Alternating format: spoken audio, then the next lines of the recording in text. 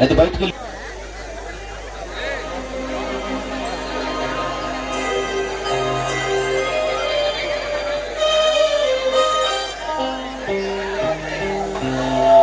చక్రవర్తి మీరా? అవును, నేనే. ఈవేళప్పుడు మీరు ఇక్కడికి రాకూడదా? అది కాదు, నీతో అత్యంతమైన పనులు వచ్చాను. ఇక్కడ ఈ మహేంద్రకు ఇక్కడ అక్కడనే భేదమే లేదు. ఎక్కడ పడితే అక్కడ, ఎప్పుడు పడితే అప్పుడు చెయ్యాలనుకున్న చేయటమే నాకు అలవాటు. ఇంతకు మీరు వచ్చిన పని చెప్తాను విను. సల్లకొచ్చే ముందు చదవడం నాకు అలవాటు లేదు. ఇంకొద్ది నిమిషాల్లో షేక్ పూర్ణచంద్ ముంబై నుండి ఎయిర్పోర్ట్ లో దిగుతున్నాడు. అతని చేతిలో అచ్చం ఇలాంటి బ్రీఫ్ కేస్ ఏముంటుంది. దీన్ని ఎదురగిస్తే అతని చేతిలో ఉన్న బ్రీఫ్ కేస్ తెచ్చి నాకు నువ్వు ఇవ్వాలి. బాస్, సమాధానం కాదు కావాల్సింది పని. నిన్న చెప్పాను ఇలాంటి పనులు పూర్తిగా మానేశానని. చక్రవర్తి, అది అసాధ్యం. ఈ మహేంద్ర గ్యాంగ్ లో చేరిన వాడు మానుకోవాలన్నా తిరిగి మనిషిగా బ్రతకాలన్నా సాధ్యము కాదు. తెలిసిందా? మహేంద్ర, నా మీద నీ అధికారం ఇప్పటివరకే. ఇప్పుడు నువ్వెవరు, నేనెవరు?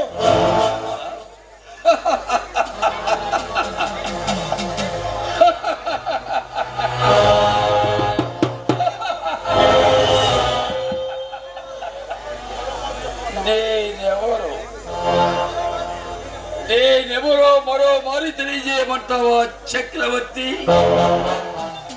సుమారు 10 సంవత్సరాల క్రితం బదారులో బండ కుప్పల మధ్య విసిరేసిన ఎంగిలి విస్తారకుల్లో కొట్లాడుకునే కుక్కల నడుమ నిన్ను మొదటిసారిగా చూశాను. జాలి తలిచి చేరదీసి బ్రతుకు తెరువు కల్పించాను. అవసరానికి కావాల్సినంత డబ్బిచ్చి ఆదుకున్నాను. అందుకు నువ్వు ఇచ్చిన ప్రతిఫలం ఈనాడు నువ్వెవరో నేనెవరో.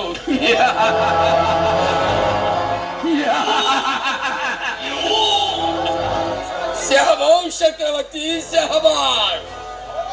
నీ అవకాశవాదానికి, నీ స్వార్థపర స్వభావానికి నా జోహార్. మహేంద్ర, నువ్వు చెప్పినవన్నీ నిజాలే కాదను. కష్టానికి ప్రతిఫలంగా లక్షల కోట్లు రక్షించి పెట్టాను. ఈనాటి వరకు నువ్వు చెప్పినట్టు విన్నాను, ఆడిచినట్లు ఆడాను.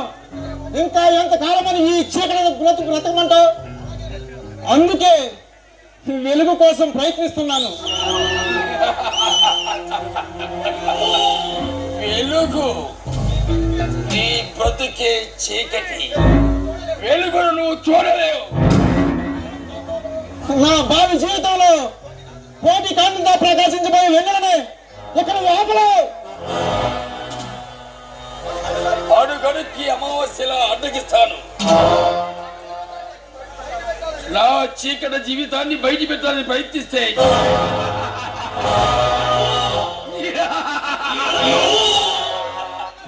జీవితాంతం అంధకారంలో అల్లాడిపోతావు. జాగ్రత్త.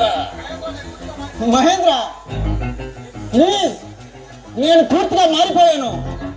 నా భార్య బిడ్డలతో నన్ను సుఖంగా సంతోషంగా బ్రతకని.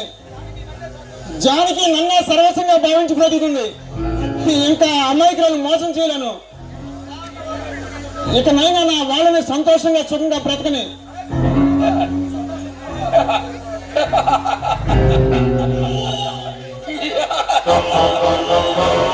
సుఖ సంతోషం. నువ్వు ఏనాడైతే ఈ మహేంద్ర గ్యాంగులో చేరావో ఆనాడే వాటిని సమాధి చేశాను. సమాధి పునాదుల్లో దొంగ, రౌడీ అనే పేర్లు పెట్టి పిలిచాను. నన్ను బంధించాలని చూస్తే జీవితంతో అంధకారంలో అల్లాడిపోతా. మహేంద్ర, పెద్దగా అరవకు. నీ కేకలకు నా భార్య బిడ్డలు బయటికి వస్తారు. నేను ఒక స్మగ్లర్ తెలిస్తే పెళ్లి రోజుని ఎంతో సంతోషంగా భావించే నా జానికి కృంగిపోతుంది. తన తండ్రి దొంగ అని తెలిసిన మరుక్షణం నా పిల్లలు నన్ను కుక్కదానహీనంగా చూస్తారు. దయచేసి ఇక్కడ నుంచి త్వరగా వెళ్ళిపో. ఈ మహేంద్ర ఒక్క అడుగు ముందుకు వేస్తే వెనక తీయటం అసంభవం. చక్రవర్తి, ఆ సూట్ కేసులో 2 కోట్లు క్యాష్ ఉంది. దీన్ని అతనికి ఇచ్చి ఆ సేట్ దగ్గర ఉన్న బ్రీఫ్ కేస్ తీసుకొచ్చి నాకు ఇవ్వాలి. ఆ పని చేయగలవాడు మన గ్యాంగ్ లో నువ్వు ఒక్కడవే. నువ్వు వెళ్ళక తప్పదు. నేను వెళ్ళను. వెళ్ళవా?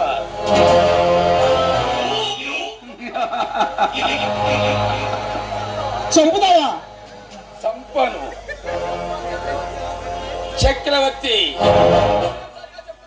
ఆఖరిసారిగా చెబుతున్నాను, నా మాట విను, లేదా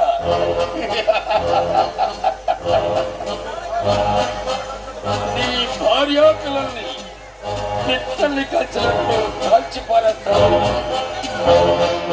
మహేంద్ర, ఇప్పుడు చెప్పు, నీ వాళ్ళని వదులుకుంటావా? నా మాట వింటావా? నాకొచ్చే డబ్బు పోగొట్టడం నీకు న్యాయం కాదు. అయినా న్యాయాలు విసారించే ఓర్పు నాకు లేదు. నేను 1, 2, 3 అనే లోగా నీ నిర్ణయం చెప్పు, లేదా నా చేతిలోని పిస్టల్ తన పనితనం చేసుకుంటూ పోతుంది.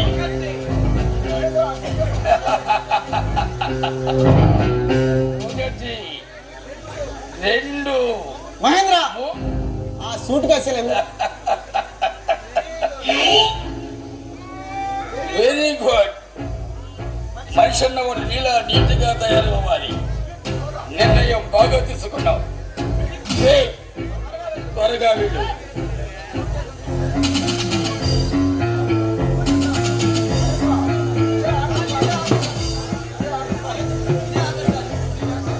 వెళుతున్నాను మహేంద్ర, కానీ ఇదే ఆఖరిసారి. ఇకపై స్వేచ్ఛగా బ్రతకనిస్తానని మాటిస్తే వెళతాను. అలాగే వెళ్ళు. మరొక్క మాట, అరగంట కల్లా నువ్వు ఇక్కడ ఉండాలి.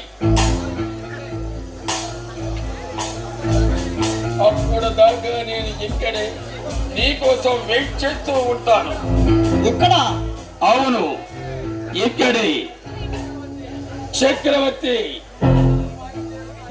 ఆ డబ్బును నువ్వు మాయించేయటం గాని పోలీసులకు ఇన్ఫర్మేషన్ ఇవ్వడం గాని జరిగిందా? ఇక్కడ నీ భార్య పిల్లలు శవాలు మాత్రమే నీకు లభిస్తాయి.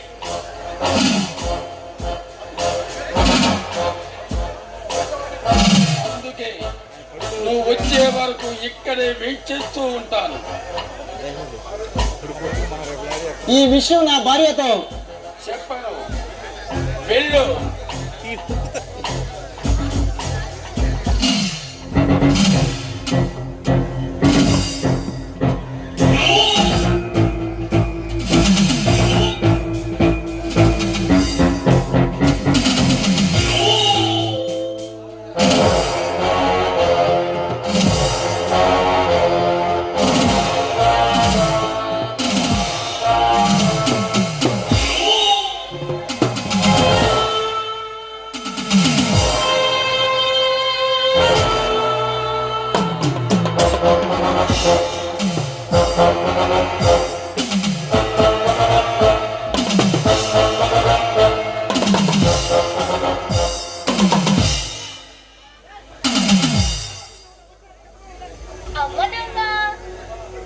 ఏంటండి మీరు ఆఫీస్కి వెళ్తారని ఇంకా ఇక్కడే ఉన్నారా?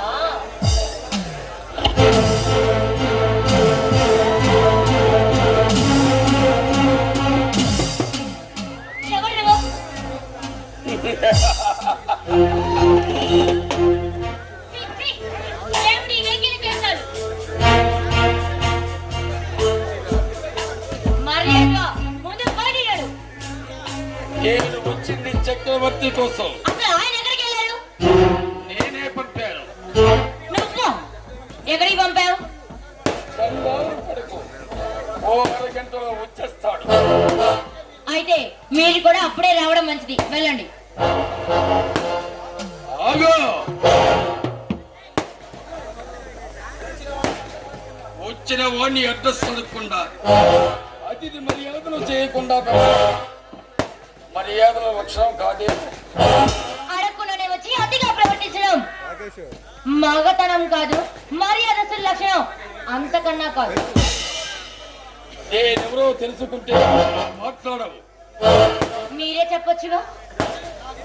నా గురించి మీ ఆయన ఏనాడు చెప్పలేదా?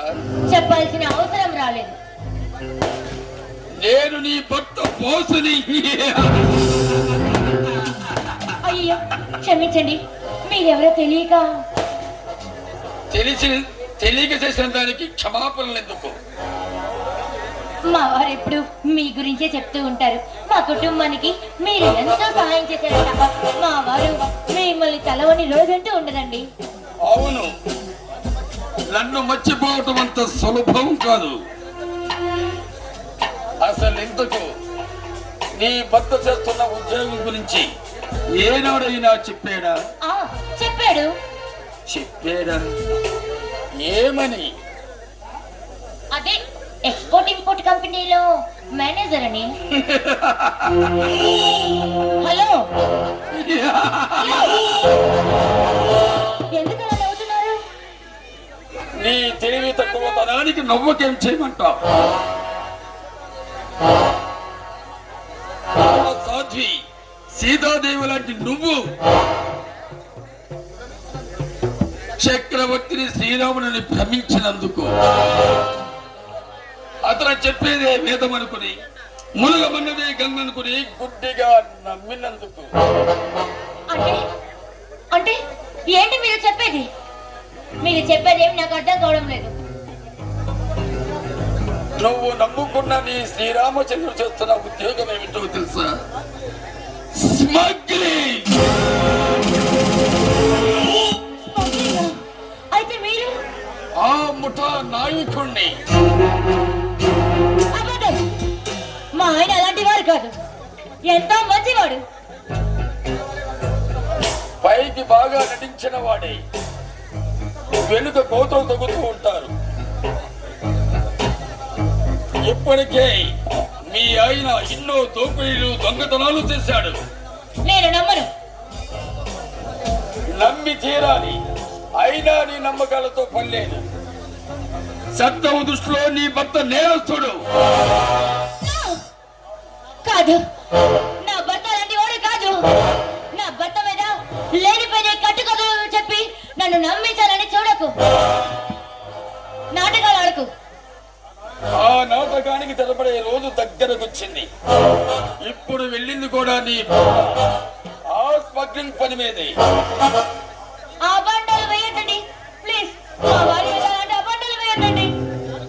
జానకి, ఈ మహేంద్ర ఏ పని చేసినా అర్థం పరమార్థం ఉంటుంది. ఇదేమిటో చూడు. ఇది నా ఫోటో. మీది దగ్గర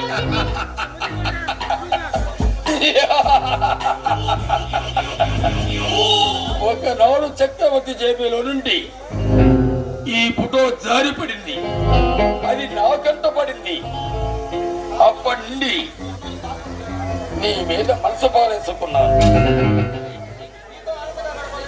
నీతో ఆనందంగా గడపాలని అనుక్షణం తప్పించిపోతున్నాను.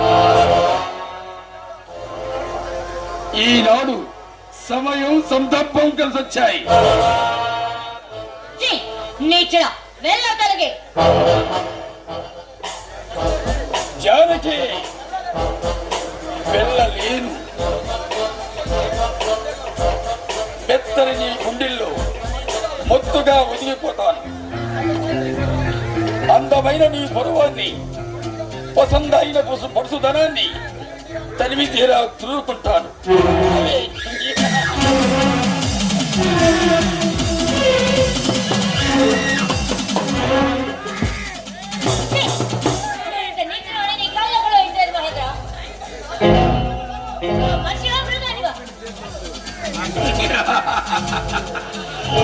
నేను ముఖంలో మనుషులు చూస్తావుగా.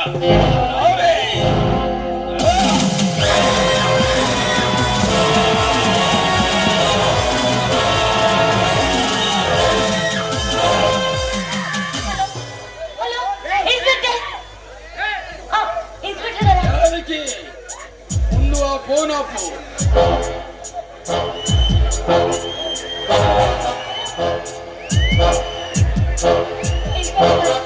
జానకి ఆ ఫోన్ ఆపు.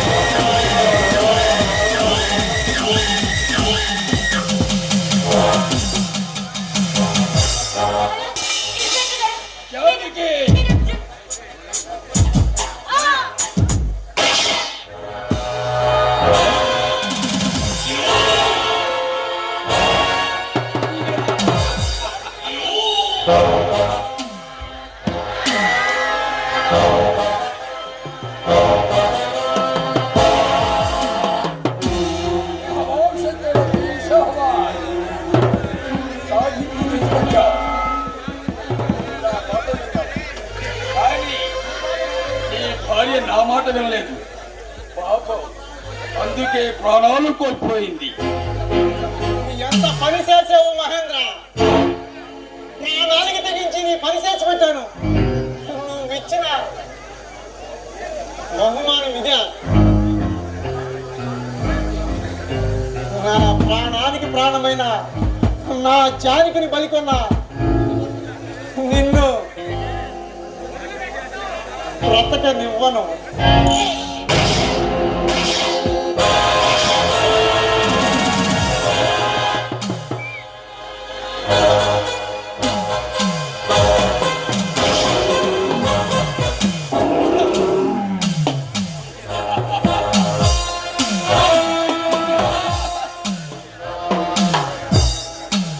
నేత్రద్రోహి, ఈ పాపం మా శాపంగా మారి నిన్ను ఏదో ఒక నాటికి బలి తీసుకుంటున్నా.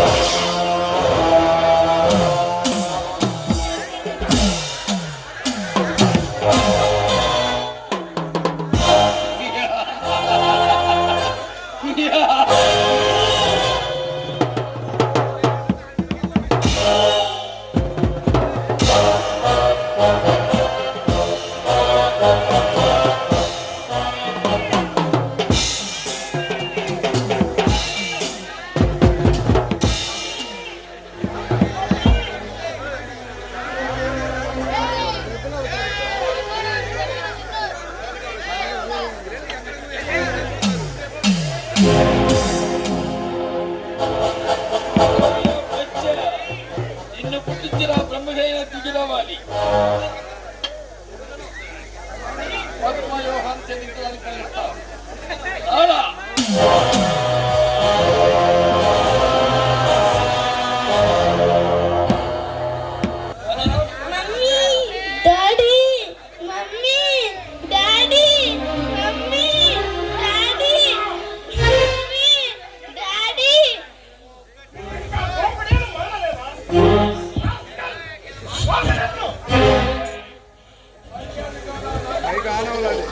లేదా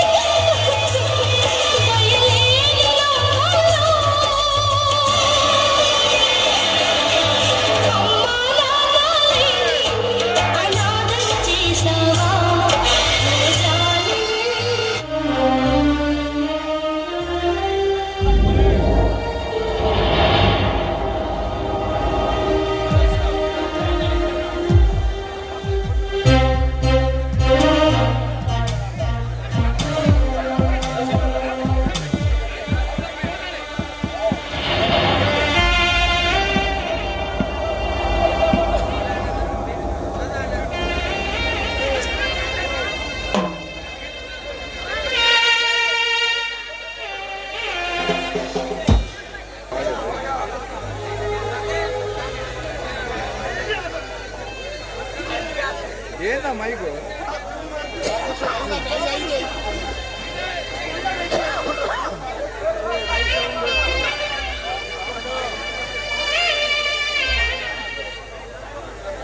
ఏనాటికైనా